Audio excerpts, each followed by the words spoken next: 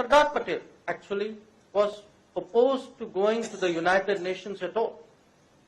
He had resisted this in the case of Junagadh, and he had resisted this in the case of Hyderabad as well. And his logic was a logic of very basic realism, that India should not submit its issues to the judgment and to the interests of other powers. Sadly for all of us and for our nation, his caution was disregarded. And India, lulled by a sense of false internationalism, was set up by the United Kingdom, ably assisted at that time by Belgium, Canada, and the United States. What began as the Jammu and Kashmir question was conveniently changed to the India-Pakistan question, putting the two of them at par with each other, and with all the attendant implications. It took us a quarter century thereafter to settle the matter. Other than the misreading of world politics, there was an equally serious misjudgment of Pakistan by India.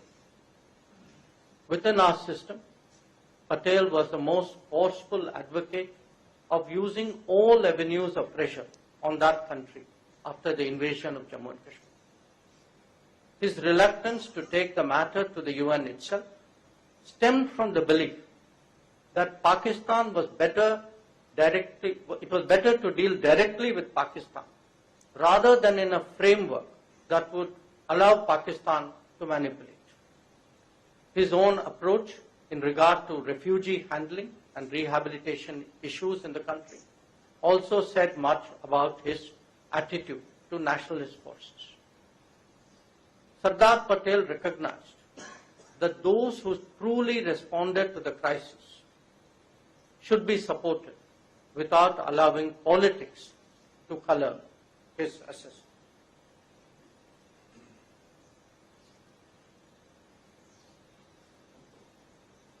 Today, we may be tempted to speculate what Sardar Patel's approach would have been to Pakistan-related issues that came up in the decade after his passing away. For example, would he have extended his support to the Indus Waters Treaty of 1960? Or dismissed it like the then Prime Minister as an issue just about a pail full of water that was negligible in the context of larger international politics, and subscribed to the justification that it was a decisive move towards a settlement and to peace with Pakistan. An understanding of the Sardar's life, policies and actions should allow all of us to come up with our own answers. Like any neighbor, India would certainly like to have good relations with Pakistan. But that cannot happen by overlooking cross-border terrorism and indulging in wishful thinking.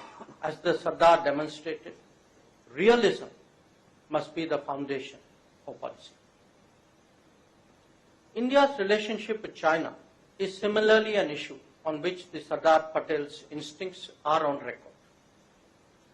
And they differ considerably from that of Prime Minister Nehru.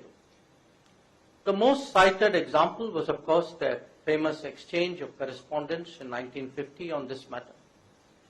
In Patel's view, India had done everything to allay China's apprehensions, but that country regarded us with suspicion and skepticism, perhaps mixed with a little